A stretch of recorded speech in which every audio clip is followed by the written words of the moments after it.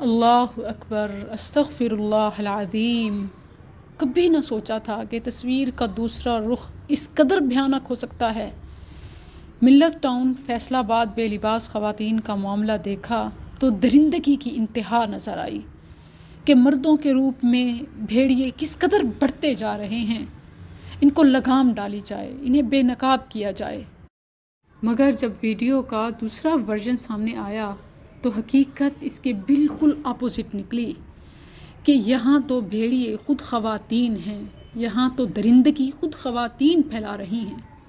یہ وہ خواتین ہیں جو خود بھیڑیوں سے کم نہیں۔ چوری پکڑی گئی تو اپنے آپ کو خود ننگا کر دیا۔ ایسا کوئی خاتون سوچ بھی نہیں سکتی۔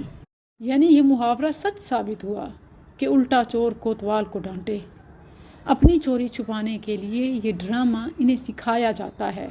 یہ پورا گینگ ہے جو ان کاموں میں ملوث ہے، اور یہ ان کی طریقہ واردات کا حصہ ہے کہ سزا سے بچنے کے لیے چیخنا، چلانا، کپڑے پھاڑنا شروع کر دو۔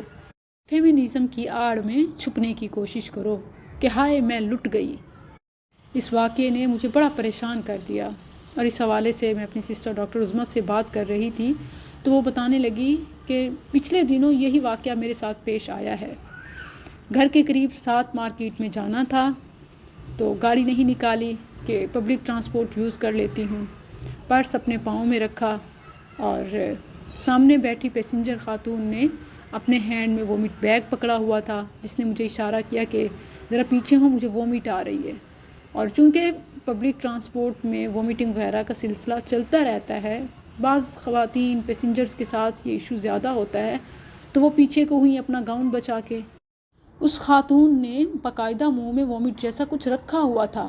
آواز نکالتے ہوئے پرس کے قریب وہ نکالا۔ بہن ڈاکٹر صاحبہ نے ان کی مدد کی، ان کو صاف کرنے میں، وومٹ کے سین سے باہر نکالنے میں۔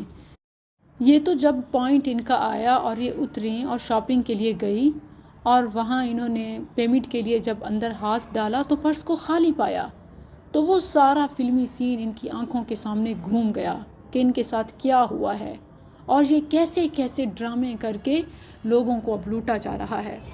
پہلے جیب کاٹی جاتی تھی، اور اب ہمدردی کے ساتھ پرس کاٹے جاتے ہیں، خالی کیے جاتے ہیں، اور یہی اب یہ سٹوری ہے۔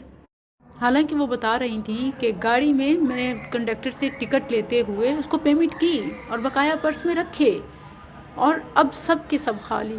وہ تو شکر ادا کر رہی تھی کہ اللہ کا احسان ہے میں موبائل گھر سے ساتھ لانا بھول گئی اور وہ گھر ہی رہ گیا، وگرنہ تو وہ بھی چلا جاتا۔ نیکسٹ ڈے جب ہاسپٹل گئیں اور انہوں نے باقی ڈاکٹرز کولیگ کو یہ سٹوری سنائی تو انہوں نے بھی ایسی تائید کی کہ ایسا ہی واقعہ ہمارے گھر والوں کے ساتھ بھی ہو چکا ہے۔ اب دیکھیے کہ ان مٹھی بھر خواتین کی وجہ سے کئی معصوم اور پاک دامن خواتین کو بھی شک کی نگاہ سے دیکھا جائے گا۔ یہی وجہ ہے کہ جب ایسی ویڈیو پہلی بار نظروں کے سامنے آئی تو کہانی کا ایک رخ تھا، اور اب یہ دوسرا رخ ہے۔ بہرحال اس بات سے ڈینائی نہیں کیا جا سکتا کہ بھیڑیے نما مرد بھی معاشرے میں ہیں اور خواتین بھی۔ نہ ہر مرد درندہ ہے، نہ ہر عورت بدکارہ ہے، البتہ درندگی، گندگی ہر جگہ موجود ہے۔